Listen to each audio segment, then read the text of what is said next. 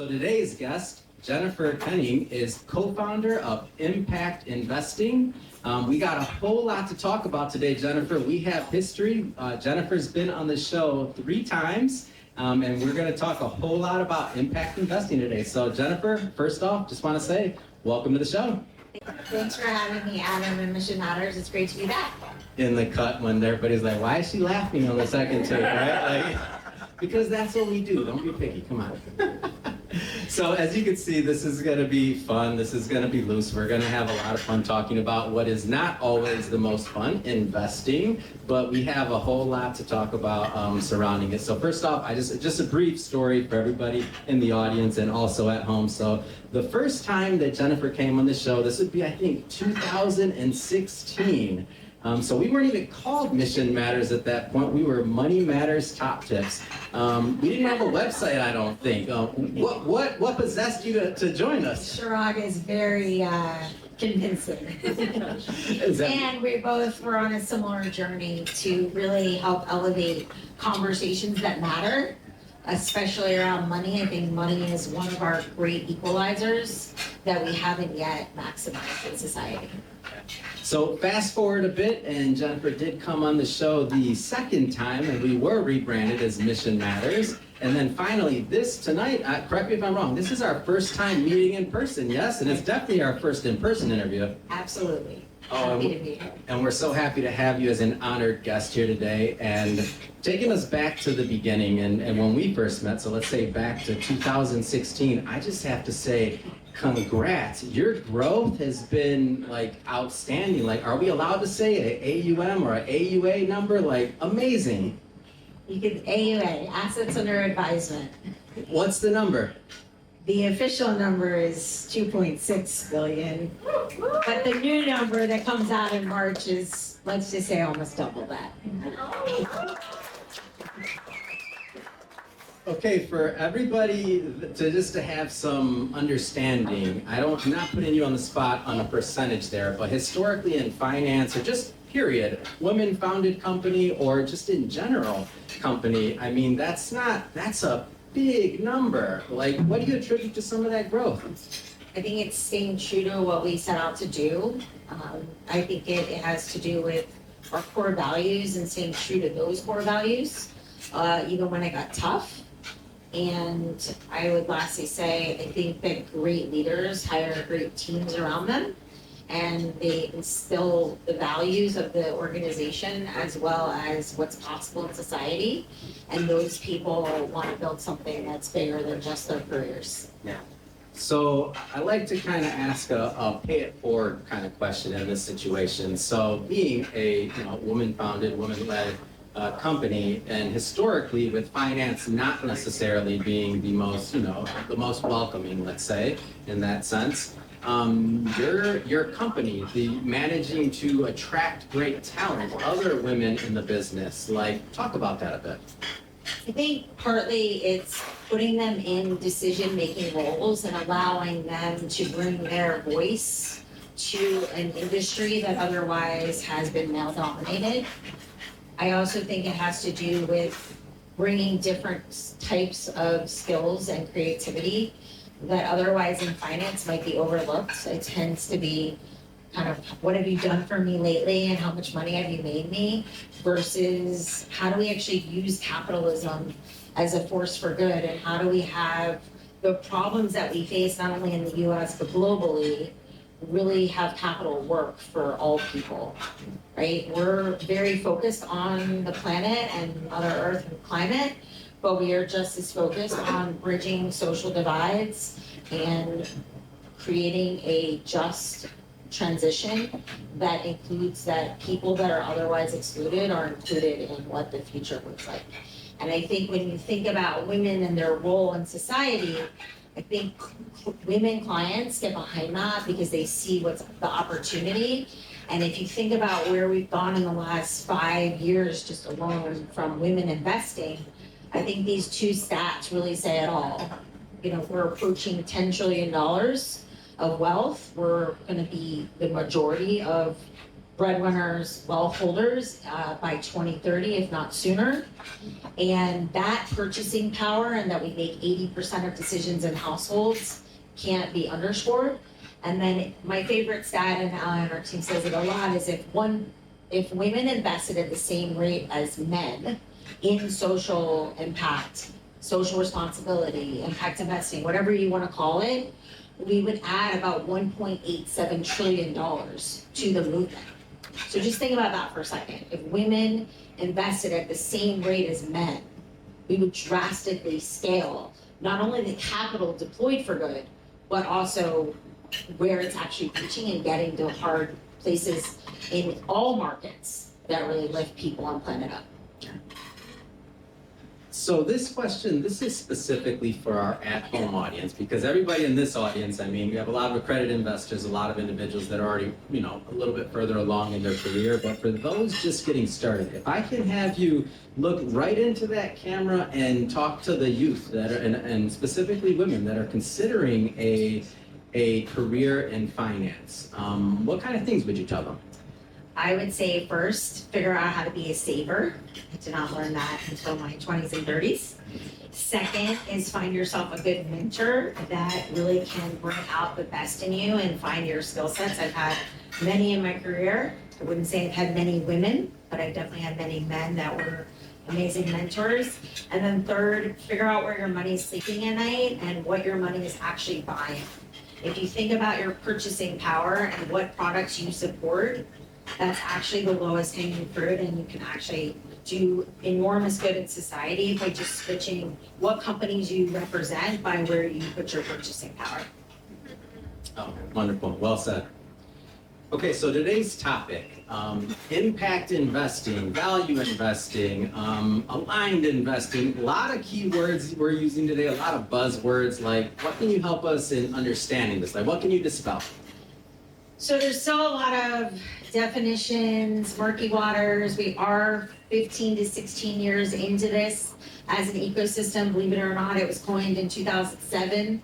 I did get into this in 2008 serendipitously. When we think about how we describe it, I really think it's up to the individual investor / consumer. If you are a faith-based investor and you want to use values aligned because you want it to represent the faith that you care about, that's one way of looking at it.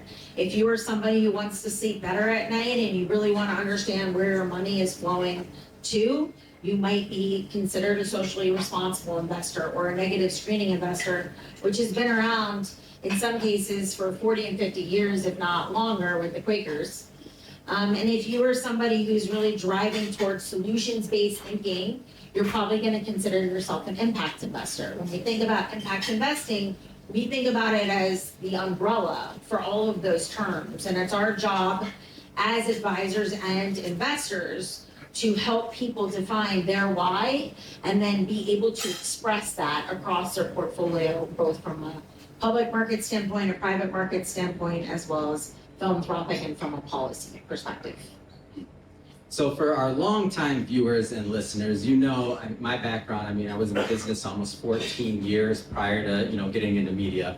But that being said, Jennifer, what was it like? Because you truly are a pioneer in this field. If you think about what it was like back in 2008, 2009, when you first got involved, like most people in this room probably today have heard of ESG or impact investing on one way, shape, or form. But when I take myself back to those days, if you mentioned that, or if that was your slant or one of your investment thesis, like it was a different scenario. Like how was it back then compared to now?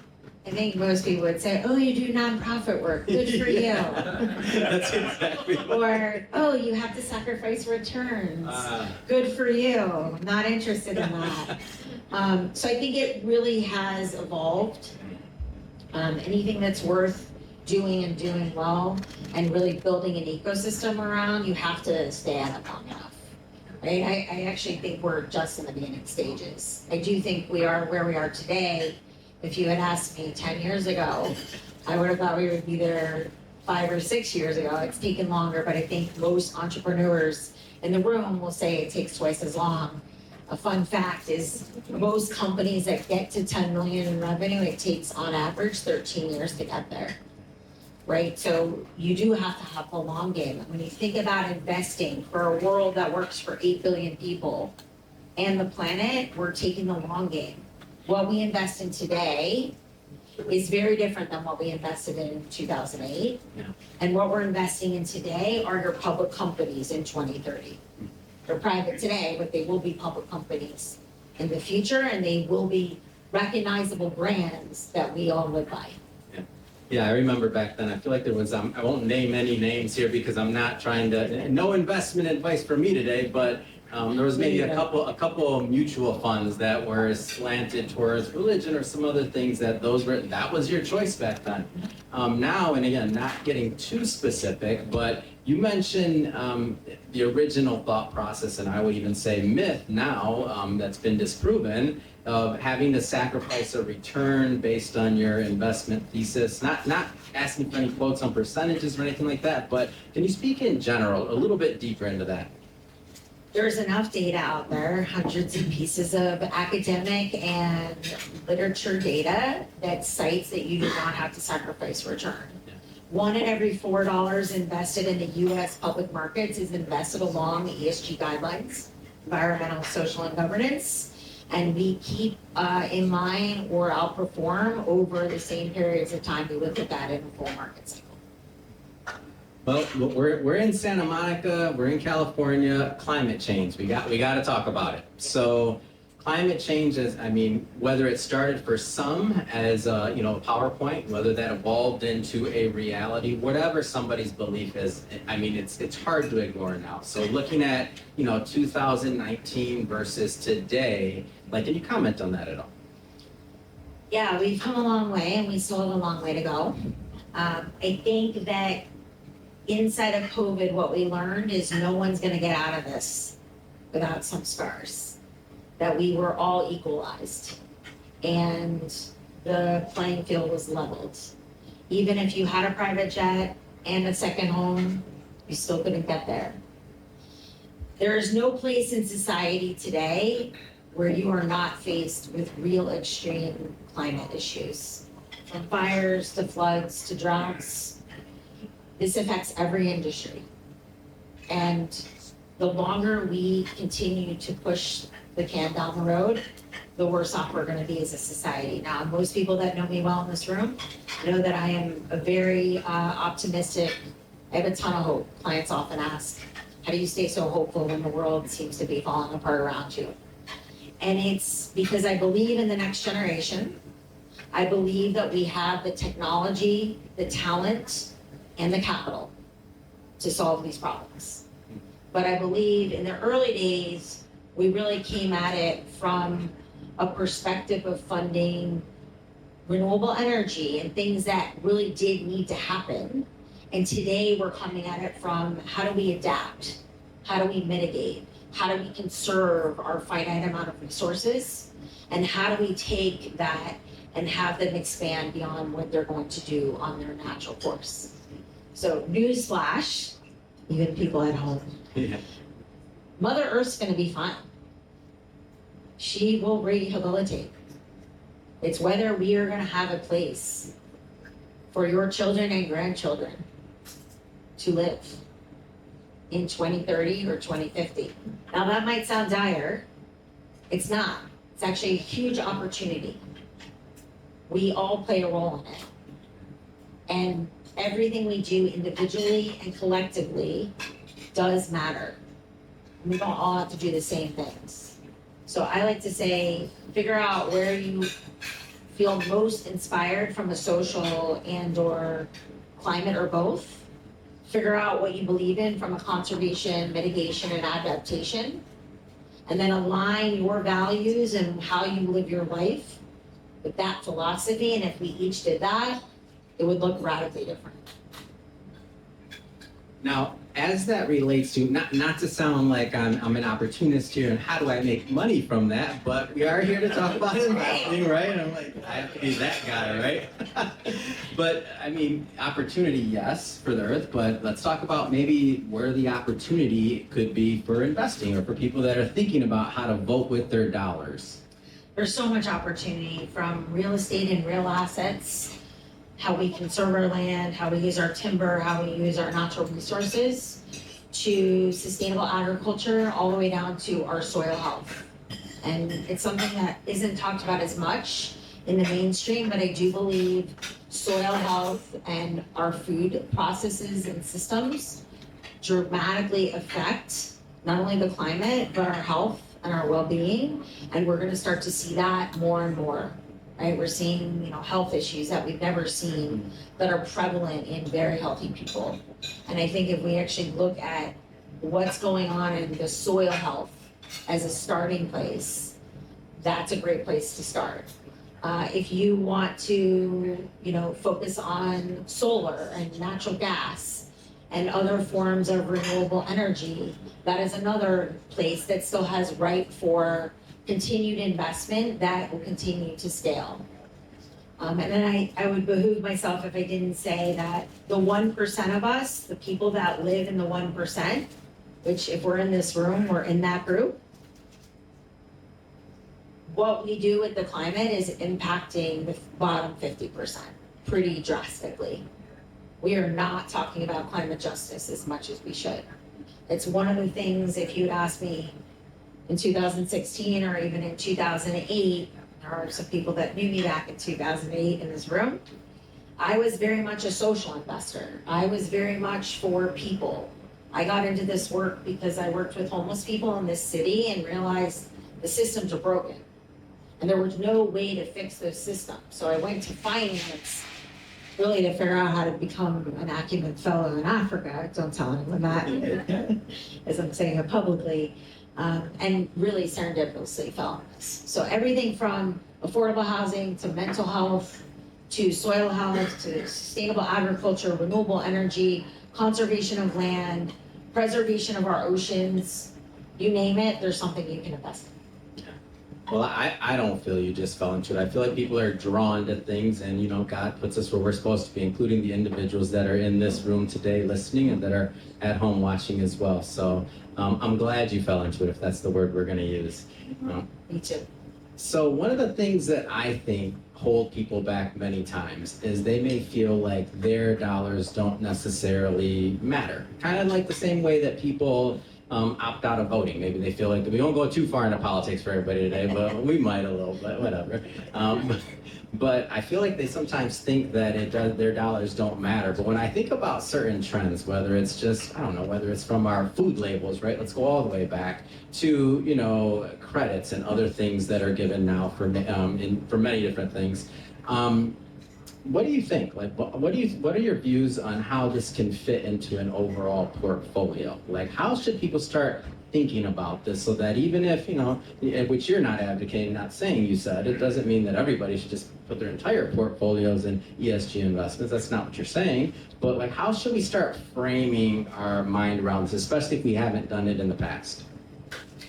I would first look to see either if you're an early investor, or maybe you're right out of college and you haven't started investing, or you haven't started saving in your 401k, which you absolutely should do as soon as possible.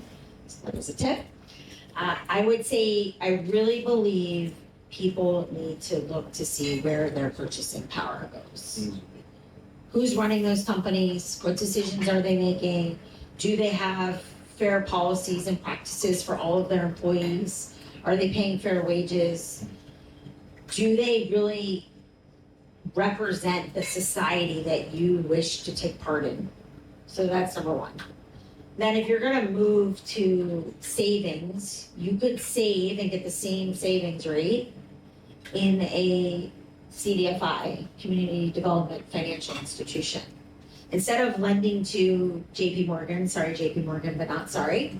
I currently bank with them because I acquired First Republic, in full disclosure.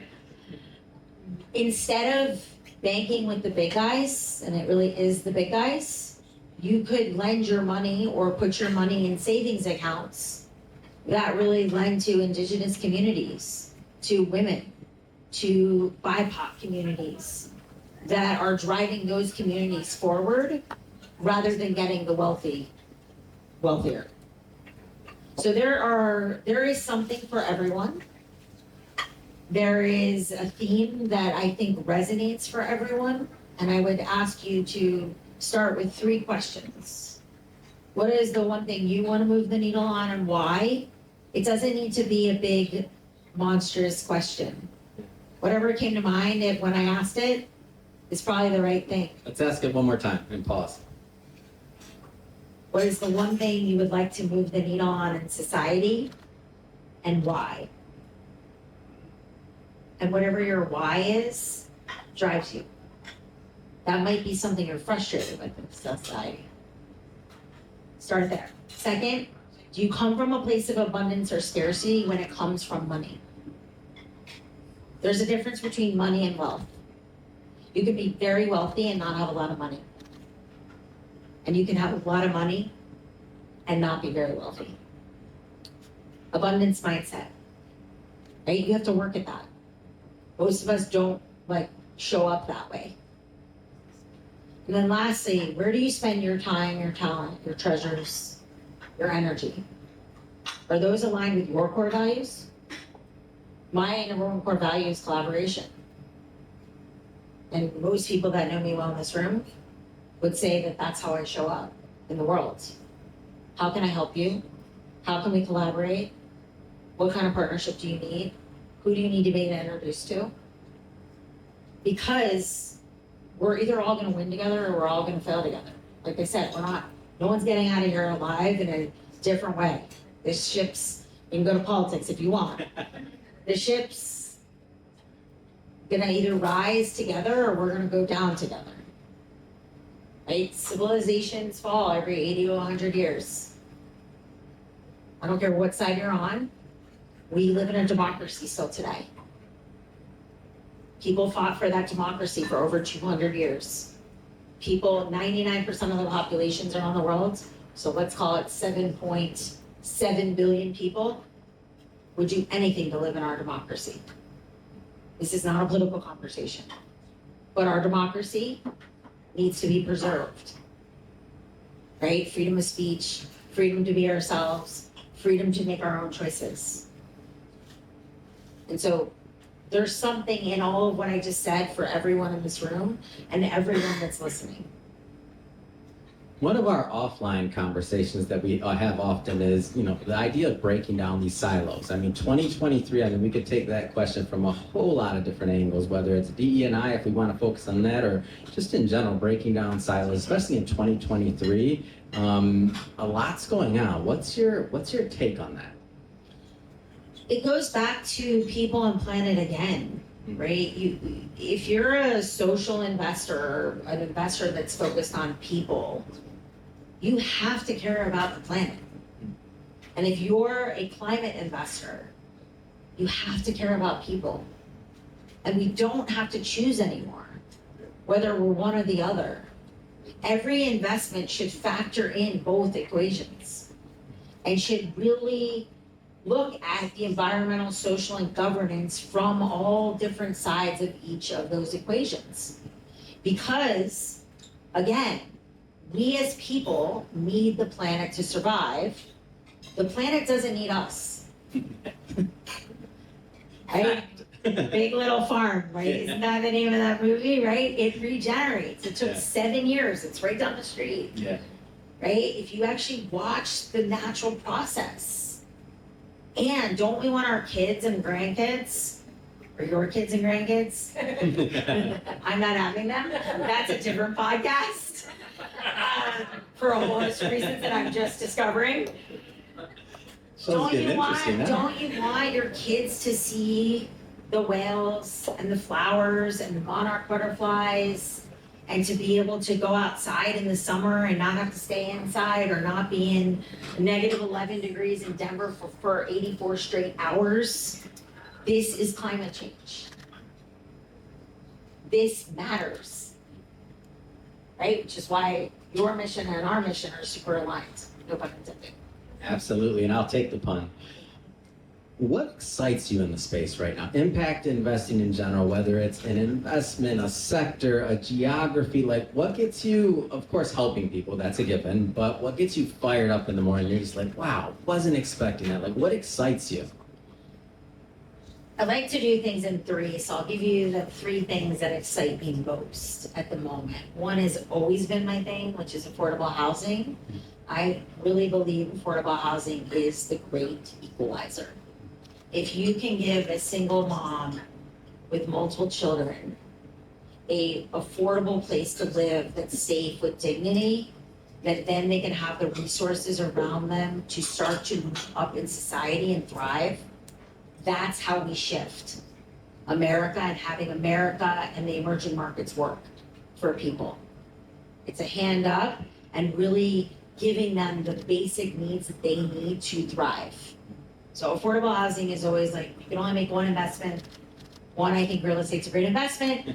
Two, I believe it pays off in all market cycles. And three, I think it has huge amounts of impact. The second is invest in people.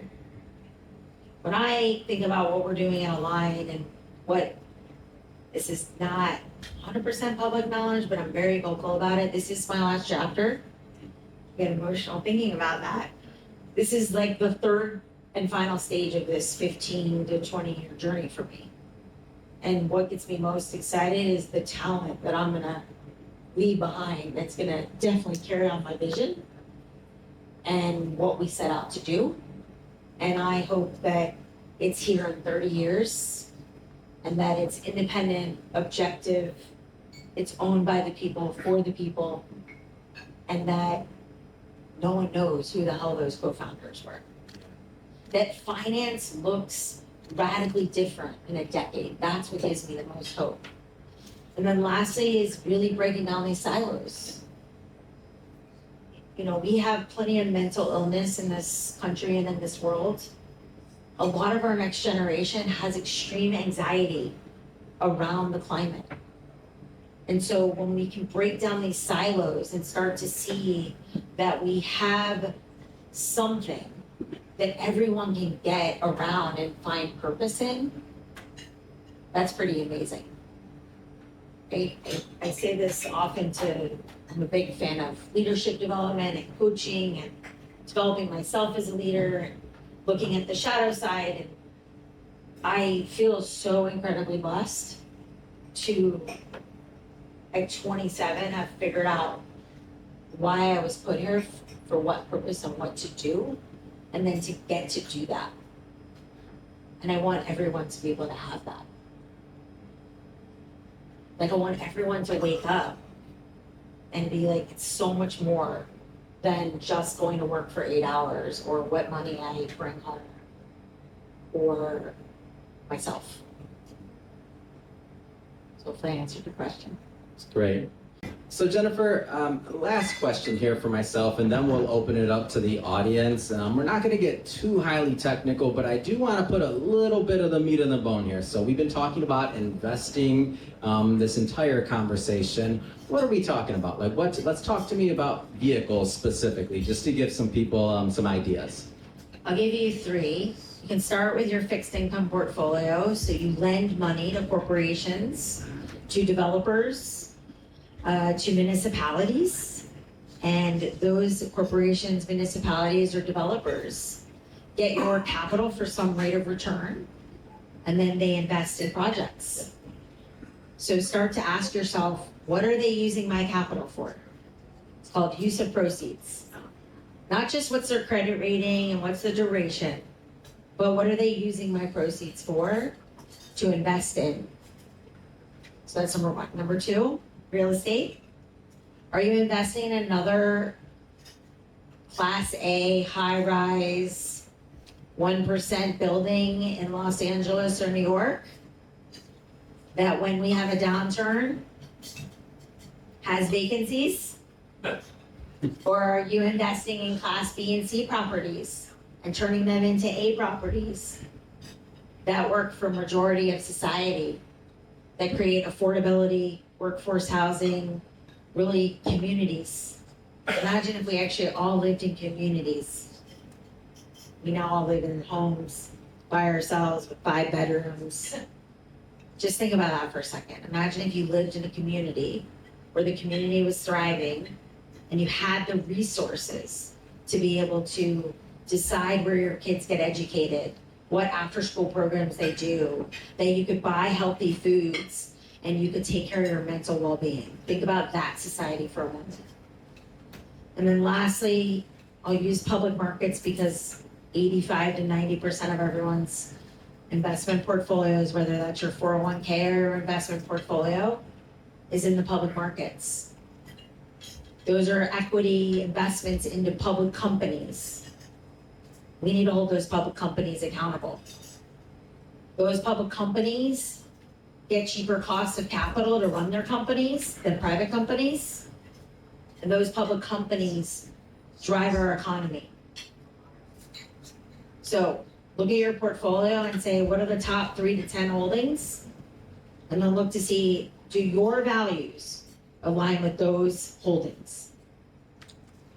So those would be my three kind of easy, right out of the gates. I'll give you a bonus, I already said it.